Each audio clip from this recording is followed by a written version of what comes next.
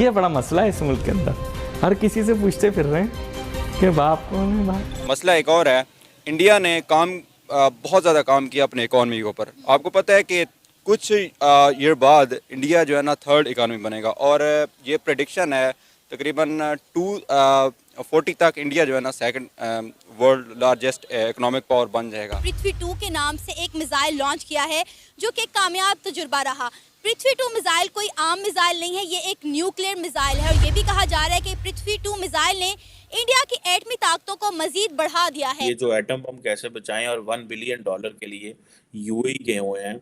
India के अंदर RRR movies का एक सॉन्ग रिलीज हुआ है नाटू नाटू, जिसने गोल्डन ग्लोब अवार्ड जीता है। जी हाँ, इंडिया की हिस्ट्री में पहली दफा, इंडिया ने बहुत सारे ऑस्कर अवार्ड जीते, एमी अवार्ड जीते, मगर पहली दफा गोल्डन ग्लोब अवार्ड इंडिया को दिया गया, जिसपे वहाँ के पीएम ने ट्वीट करके बहुत ज्यादा सराहा कि उनको बहुत ज्यादा फख्र है अपने हिंदुस्तान के टैलेंट। मैं कपड़े बेच दूंगा। खुदा न खास्ता या खुदा अल्लाह करता कि इस मुल्क में सैलाब ना आते तो आपकी क्या इकोनॉमिक प्लानिंग थी?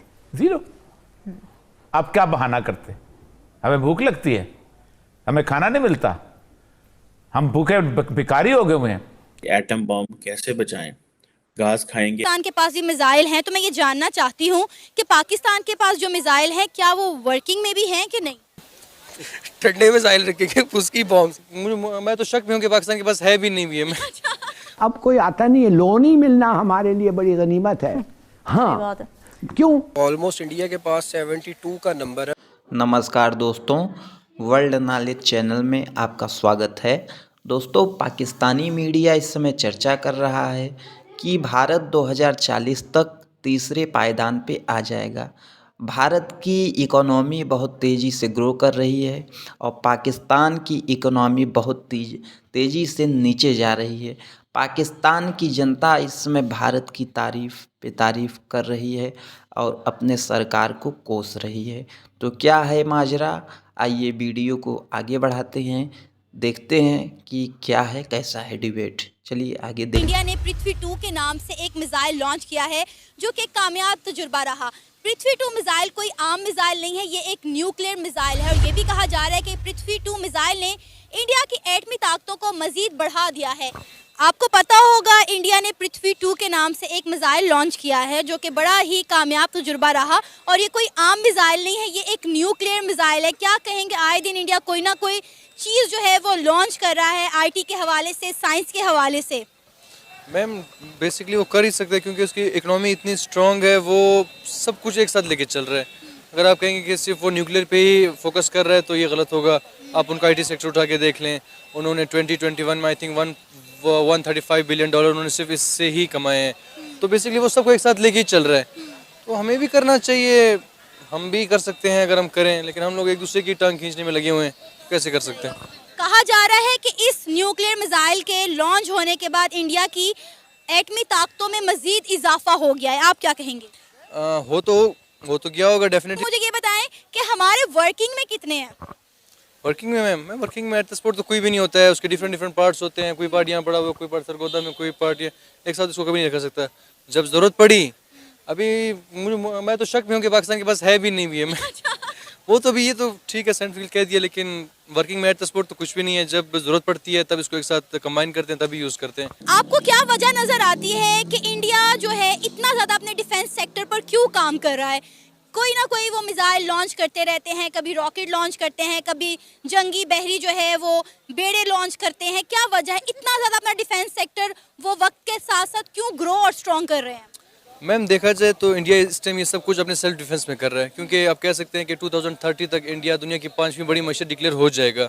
जब एक आप इतने स्टेबल हो रहे तो डेफिनेटली आपको अपना जो आपके बॉर्डर होते हैं, टेरिटरी, आपको उसको भी डिफेंड करना पड़ता है। एक तरफ उसके पाकिस्तान है, दूसरी तरफ उसका चाइना है, तो दोनों के साथ उसकी जंगें हो चुकी हैं ऑलरेडी। तो किसी भी वक्त तो इसलिए वो पाकिस्तान और चाइना की वजह से ही ये सब चीज़ें कर रहे हैं। वैसे साहब, आज एक बड़ा अहम आर्टिकल हामिद मीर ने लिखा है, पाकिस्तान के बड़े सीनियर जर्नलिस्ट हैं, कि एटम बम कैसे बचाएं, घास खाएंगे एटम बम बनाएंगे। ये जुल्फ़िकार अली भुट्टो साहब ने कहा था।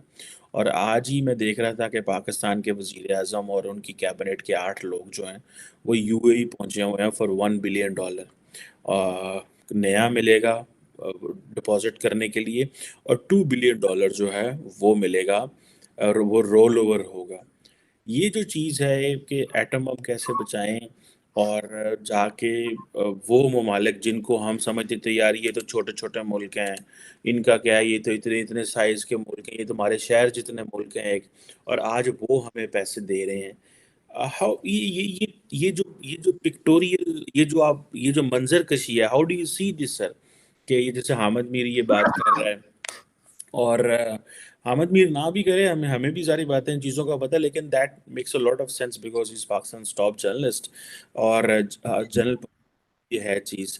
सो how do you see this sir कि पाकिस्तानी प्राइम मिनिस्टर जो है वो वहाँ पे पहुँचे हुए हैं, और दूसरा मैं इमरान खान साहब के ऊपर भी बात करना चाहता हूँ कि वो तो कहते हैं कि हमने 40-45 हज़ार जो टीटीपी के लोग हैं वो अफगानिस्तान से लेके आए हैं, और हमारे लोगों ने हमें मना भी किया कि इनको ना लेके आए। लेकिन सर पहले ये बताएं कि ये जो एटम बम कैसे बचाएं, और $1 बिलियन के लिए यूएई गए हुए हैं। जो कुछ हामिद मीर ने कहा है ना जी, एटम बम कैसे बचाएं, इसका ताल्लुक जो पाकिस्तान की मौजूदा जो सोशो इकोनॉमिक सिचुएशन है और जो पॉलिटिकल क्राइसिस चल रहे हैं, इनकी मौजूदगी में ज़ाहिर है अभी तक अगर कोई बड़े पैमाने पे इंटरनेशनली कोई ऐसी जो है वो डिमांड सामने नहीं आई कि एक ऐसे मुल्क में जिसके अंदर इस तरह की एक अनसर्टनिटी निकल के आ जाए कि जो फाइनेंशियल और पॉलिटिकल क्राइसिस का शिकार हो जाए, तो उसमें कोई भी इस तरह का जो हथियार है उस पे ज़ाहिर दुनिया की नज़र होती। इंडिया के अंदर आरआरआर मूवीज का एक सॉन्ग रिलीज हुआ है नाटू नाटू, जिसने गोल्डन ग्लोब अवार्ड जीता है। जी हाँ, इंडिया की हिस्ट्री में पहली दफा, इंडिया ने बहुत सारे ऑस्कर अवार्ड जीते, एमी अवार्ड जीते, मगर पहली दफा गोल्डन ग्लोब अवार्ड इंडिया को दिया गया, जिसपे वहाँ के पीएम ने ट्वीट करके बहुत ज़्यादा सराहा कि उनको बहुत ज़्यादा फख्र है अपने इन हिंदुस्तान के टैलेंट पे। शाहरुख खान भी नाचते हुए दिखाई दिए और वहाँ के तमाम जो को एक्टर्स हैं वो बहुत ज़्यादा खुश थे। पाकिस्तानी अवाम इस बारे में क्या रह रही है? रिसेंटली नातू नातू आरआरआर मूवीज़ का एक सॉन्ग था जिसको पूरी दुनिया में बहुत ज़्यादा जो है सराहा गया, बहुत ज़्यादा अप्रिसिएशन दी गई उनकी प्रोडक्शन पे, उनके एनिमेशन पे, म्यूज़िकल उस पे, मतलब तमाम चीज़ों को मद्देनज़र रखते हुए गोल्डन ग्लोब अवार्ड दिया गया है इंडिया में इस गाने को। आपको पता है कि बॉलीवुड इंडस्ट्री तो हमेशा से बहुत आगे थी, मगर साउथ इंडियन मूवीज़ भी किसी से कम नहीं है और बहुत अच्छी उनकी प्रोडक्शन स्पीड भी जा रही है। अगर बात करूं पीएम मोदी जी की, जो कि वहाँ के प्राइम मिनिस्टर हैं, तो उन्होंने बहुत ज़्यादा सराहा है इस चीज़ को और इस पर ट्वीट की है कि I am so proud of my Indians. क्या कहेंगे आप इस चीज़ के, इंडिया की इस अचीवमेंट पे, गोल्डन ग्लोब अवार्ड? क्योंकि इससे पहले वो लोग ऑस्कर भी ले चुके हैं, एमी अवार्ड्स भी ले चुके हैं, मगर गोल्डन ग्लोब अवार्ड उनका दुनिया में पहली। इंडिया ने पृथ्वी 2 के नाम से एक मिसाइल लॉन्च किया है जो कि कामयाब तजुर्बा रहा। पृथ्वी 2 मिसाइल कोई आम मिसाइल नहीं है, ये एक न्यूक्लियर मिसाइल है और ये भी कहा जा रहा है कि पृथ्वी 2 मिसाइल ने इंडिया की एटमी ताकतों को मजीद बढ़ा दिया है।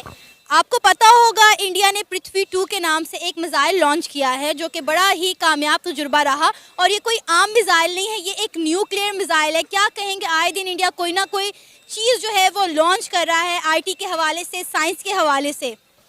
मैम बेसिकली वो कर ही सकते हैं क्योंकि उसकी इकोनॉमी इतनी स्ट्रांग है, वो सब कुछ एक साथ लेके चल रहा है। अगर आप कहेंगे कि सिर्फ वो न्यूक्लियर पे ही फोकस कर रहा है तो ये गलत होगा। आप उनका आईटी सेक्टर उठा के देख लें, उन्होंने 2021 में आई थिंक $135 बिलियन उन्होंने सिर्फ इससे ही कमाए हैं। तो बेसिकली वो सबको एक साथ लेके ही चल रहा है, तो हमें भी करना चाहिए। हम भी कर सकते हैं अगर हम करें, लेकिन हम लोग एक दूसरे की टांग खींचने में लगे हुए हैं, कैसे कर सकते हैं? कहा जा रहा है कि इस न्यूक्लियर मिसाइल के लॉन्च होने के बाद इंडिया की एटमी ताकतों में मजीद इजाफा हो गया है। आप क्या कहेंगे? हो तो गया होगा डेफिनेटली। मुझे ये बताएं कि हमारे वर्किंग में कितने हैं? वर्किंग में मैम, मैं वर्किंग में एट द स्पॉट तो कोई भी नहीं होता है, उसके डिफरेंट पार्ट्स होते हैं। कोई पार्ट यहाँ पड़ा हुआ, कोई पार्ट सरगोदा में, कोई पार्ट एक साथ इसको कभी नहीं रखा सकता। जब ज़रूरत पड़ी, अभी मैं तो शक में हूँ कि पाकिस्तान के पास है भी नहीं भी है। वो तो भी, ये तो ठीक है साइंटिफिक कह दिया, लेकिन वर्किंग में एट द स्पॉट तो कुछ भी नहीं है। जब ज़रूरत पड़ती है तब इसको एक साथ कंबाइन करते हैं, तभी यूज़ करते हैं। आपको क्या वजह नज़र आती है कि इंडिया जो है इतना ज़्यादा अपने डिफेंस सेक्टर पर क्यों काम कर रहा है? कोई ना कोई वो मिसाइल लॉन्च करते रहते हैं, कभी रॉकेट लॉन्च करते हैं, कभी जंगी बहरी जो है वो बेड़े लॉन्च करते हैं। क्या वजह है इतना ज़्यादा अपना डिफेंस सेक्टर वो वक्त के साथ साथ क्यों ग्रो और स्ट्रॉन्ग कर रहे हैं? मैम देखा जाए तो इंडिया इस टाइम ये सब कुछ अपने सेल्फ डिफेंस में कर रहा है, क्योंकि आप कह सकते हैं कि 2030 तक इंडिया दुनिया की 5वीं बड़ी मईशत डिक्लेयर हो जाएगा।